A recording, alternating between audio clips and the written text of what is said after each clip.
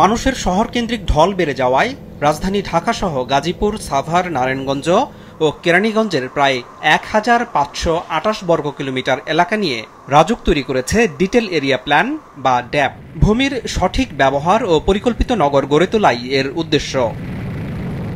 কিন্তু উদ্বেগের দিক হলো বিশাল এ এলাকার বেশিরভাগ অংশের মাটি ভূমিকম্পে প্রচণ্ড ক্ষয়ক্ষতিপ্রবণ।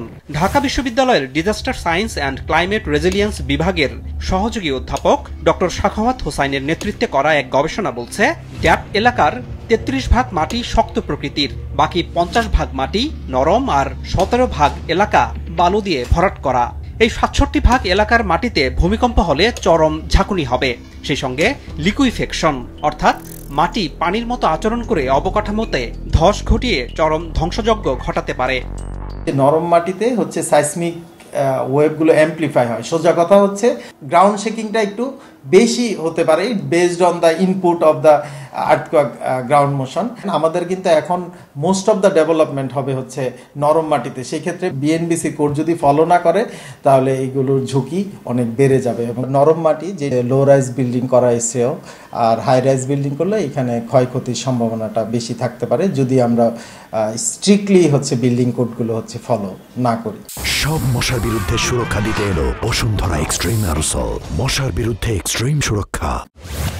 বুয়েটের পুরকৌশল বিভাগের অধ্যাপক মেহেদী আহমেদ আনসারীর নেতৃত্বে লিকুইফেকশন নিয়ে করা এক গবেষণা বলছে, ড্যাপের আওতাধীন লাল রং চিহ্নিত সাভার, কেরানীগঞ্জ, নারায়ণগঞ্জ পৌরসভা, মুগরাপাড়া এই বিস্তৃত এলাকার নরম মাটিতে থাকা বহুতল ভবন ভূমিকম্পের জন্য চরম ঝুঁকিপূর্ণ।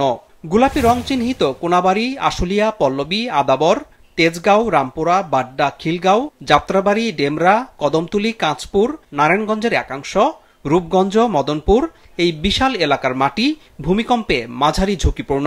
অন্যদিকে উত্তরা, উত্তরখান, টঙ্গী, গাজীপুর, কাশিমপুর এসব এলাকার মাটি ভূমিকম্পে তুলনামূলক কম ঝুঁকিপূর্ণ।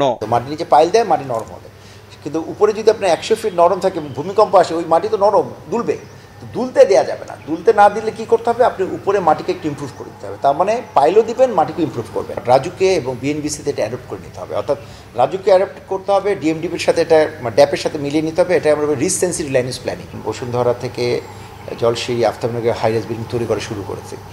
এটাকে করতে অসুবিধা নেই, কিন্তু মাটিকে যাতে ইমপ্রুভ করে এটা রাজুকের নজরদারি বাড়াতে হবে। অর্থাৎ রাজুকের নলেজ না থাকলেও রাজুক থার্ড পার্টিকে দিয়ে চেক করিয়ে নেবে যে এখানে কি করণীয়। নিয়ম মেনে ভবন নির্মাণে জনগণ সচেতন হলেই ক্ষয়ক্ষতি কমানো যাবে বলে জানান বিশেষজ্ঞরা। আনোয়ার হোসেন, মাছরাঙা সংবাদ, ঢাকা।